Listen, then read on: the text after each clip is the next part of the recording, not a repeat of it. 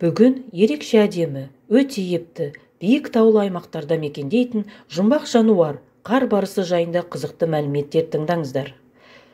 Қар барысы саны жылдан азайып бара жатқан мысық тұқымдас бірегей жыртқыш. Табиғатынан аса сақ жануар, олар кербез, биік тауларда мекендейді. Өкінішке орай, олар жойылып кетудің алдында тұр. Бұл жыртқыш қазақ үшін тотемдік ұғымға ие.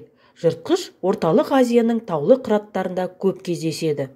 Оның денесі тығыршықтай, шымыр, табандары күректей емес, қысқа, тұрқы биік, ал құйрығы ұзын болып келеді. Құйрығымен қоса алғанда ұзындығы 230-240 см шамасында, ал салмағы 60 келіге жуықтайды. Адам аяғы баса бермейтін, қолайсыз жерлерді мекендеген соң сирек кездеседі. Сол себепті көп зерттеле қоймаған. Басқа жануарлармен салыстырғанда барыстың биологиясы мен тіршілік ету аспектілері жұмбақ.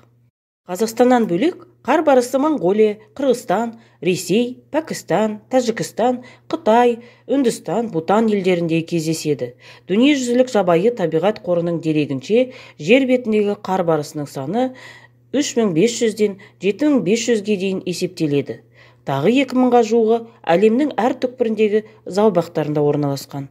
Қар барысының тағы бір атауы ілбіс. Ол түркі тілінен аударғанда қар мысығы деген мағынаны білдіреді екен. Қар барыстары 6 метрге дейін ұзындыққа және 3 метр биіктікке секіре алады.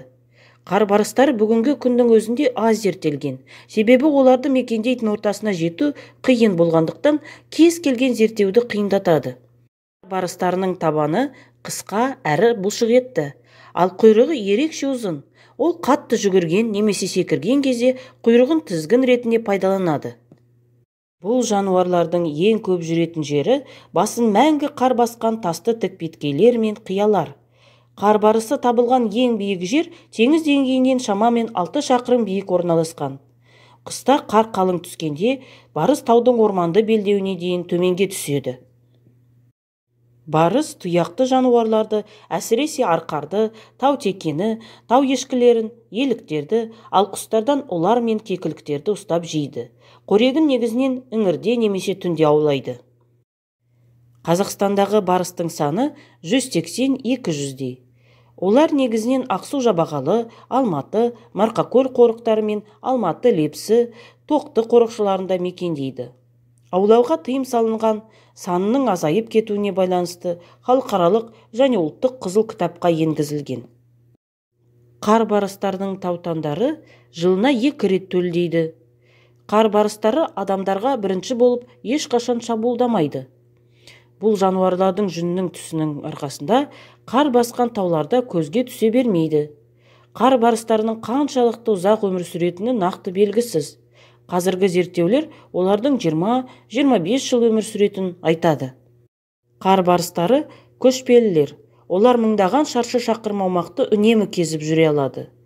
Сондай-ақ сырт көзге қабыланға ұқсайды, алайда оның жүні сары емес, ақ түсті болып келеді.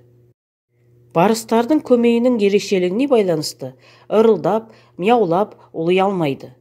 Сондай-ақ 23 қазан халықаралық қар барысы күні деп аталады. Қар барыстары жалғыз өмір сүреді. Олар тіршілік ететін аумағын қызғыштай қорғап, ешкімді кіргізбейді. Қар барыстарының күшіктері аландар, балалар сияқты биік төбешіктерден сырғанағанды жақсы көреді. Қар барысы ғаламшардағы биік тауларда өмір сүретін аңдардың бірі. Барыстар түнде тіршілік етеді, алайда қажет болған жағдайда күндіз де белсенділігін сақтай алады. Әдетте барыстар үңгірлерде немесе құздардың жарылған жерлерінде өзіне апан жасайды. Сол жерде олар күндіз ұйықтайды. Қар барыстарының көзі өте жақсы көреді. Олардың табаны үлкен болады. Барыстар қалың қармен жүре алады екен. Бұл ерекше әдемі жануар туралы видеомыз ұнаса, бізге жазылып лайк басуды ұмытпаңыз. Назарларыңызға рахмет.